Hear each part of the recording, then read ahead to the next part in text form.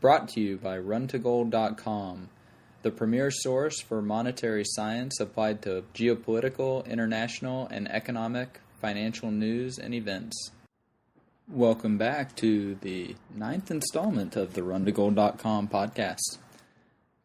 This time we will be discussing the esoteric term quantitative easing. Ben Bernanke, the Federal Reserve Chairman, warned the investment community of what he would do in November 21, 2001, with an address before the National Economics Club in Washington, D.C. He said that he would be dropping dollars from helicopters, which earned him the moniker Helicopter Ben.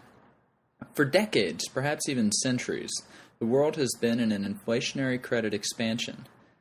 The zenith was reached, and now the world is in a deflationary credit contraction, or a Condorcet winter, as some like to call it. Holders of capital are seeking the safest and most liquid assets. The central bank officials and politicians are attempting to prevent this natural and probable consequence of economic law. They may as well attempt to repeal the law of gravity. Short of marching everyone off to the gulag, which they may try, they will fail. Bernanke's address was titled, Deflation, Making Sure It Doesn't Happen Here. He argues there are two bulwarks against deflation in the United States. First, the resilience and structural stability of the U.S. economic system, and second, the Federal Reserve System. I think he's intent on destroying both. First, as we are seeing with the increasing nationalization of industries through bailouts, the resiliency and structural stability of the U.S. economic system is being increasingly undermined. Voluntary price discovery is being replaced with the coercive force of government. This will only lead to less efficient markets and allocations of capital. The U.S. economic system, and therefore its earning and productive power, is quickly evaporating. This loss of earning and productive power negatively affects the quality of its currency. Second is the parasitical Federal Reserve System. The Federal Reserve System's interference in the market regarding the supply and cost of money grossly distorts the pricing mechanism as individuals engage in human action to discover price through value and utility calculations.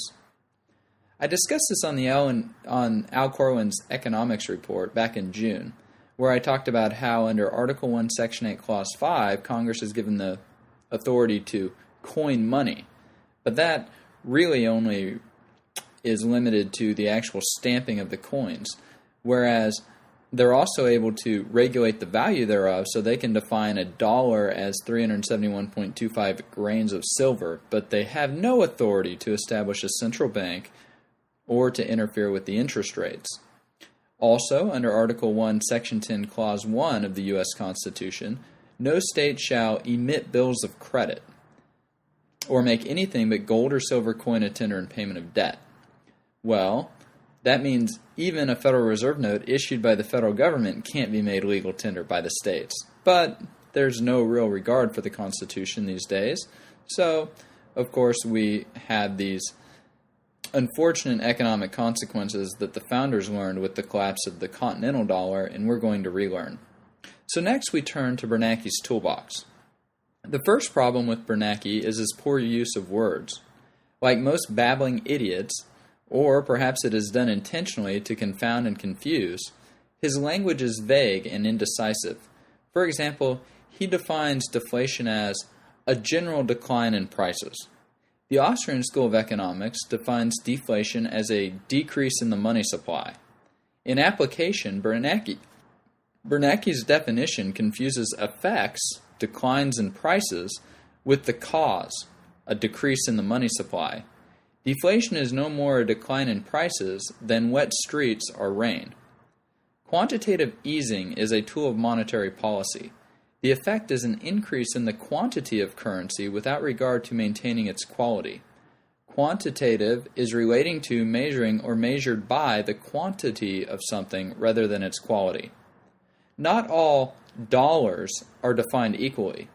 Even traditional economists and government reports index in terms of $1986 or $1977 to account for the differences in quality of the currency or its purchasing power.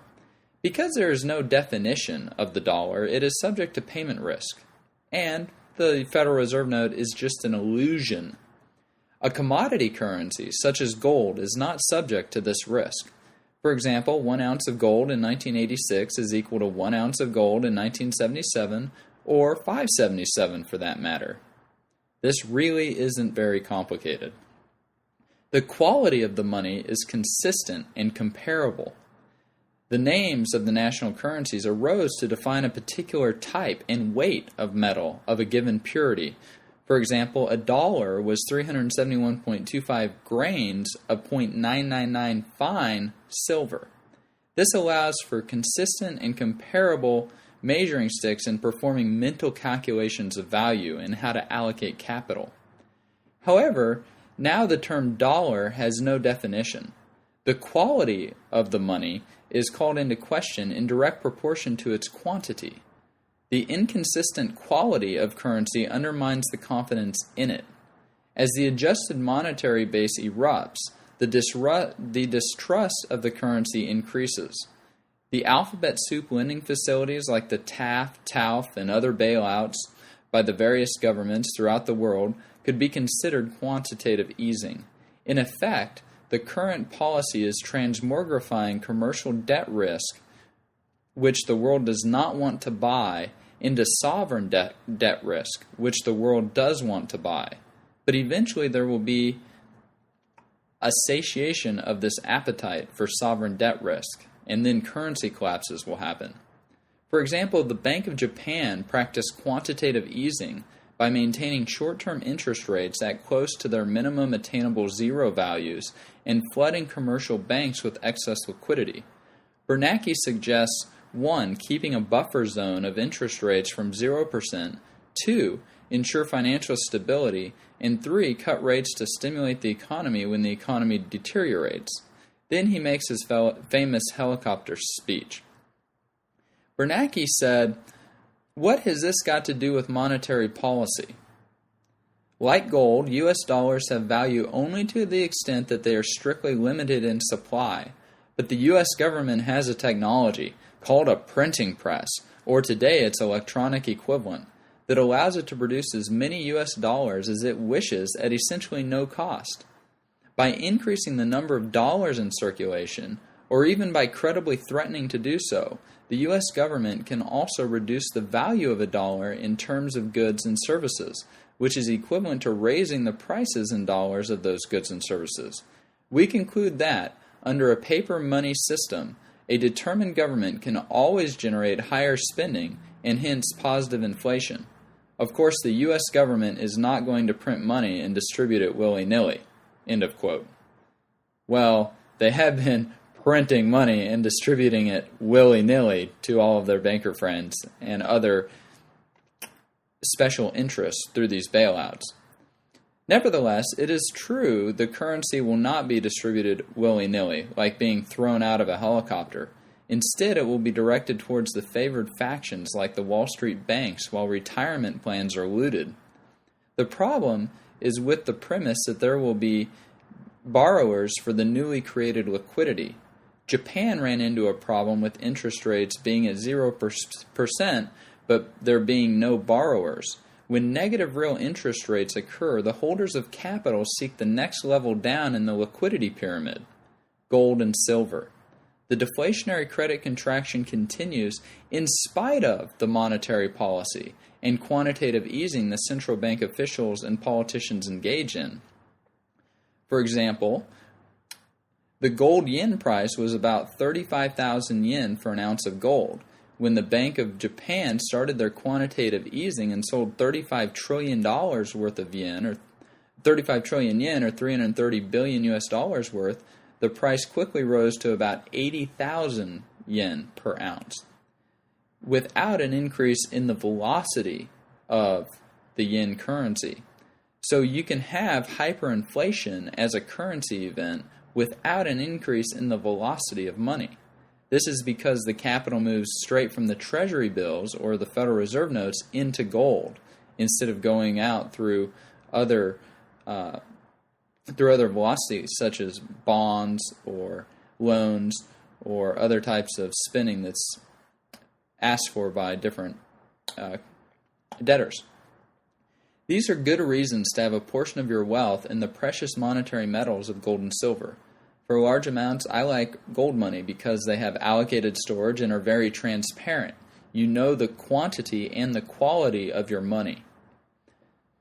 And it can also function as a currency in ordinary daily transactions. As the velocity of gold increases in these ordinary daily transactions, so will the value and the purchasing power of gold. If interest rates for currencies are going to 0%, and then the governments want to engage in quantitative easing, then why hold paper that is subject to counterparty and payment risk when you can just hold gold? At all times and in all circumstances, gold remains money. Gold is the ultimate insurance, is no one's liability, the ultimate store of value, and is always accepted. Gold is the penultimate of safe and liquid assets. Therefore, it makes sense to have at least some portion of your net worth in actual physical bullion that is allocated in your own name. Well, that concludes the 9th installment of the RunToGold.com podcast. It's been a little longer than usual, but I hope you found this esoteric subject of quantitative easing to be interesting. Thank you. You've been listening to the RunToGold.com podcast, the premier source for applied monetary science on the web.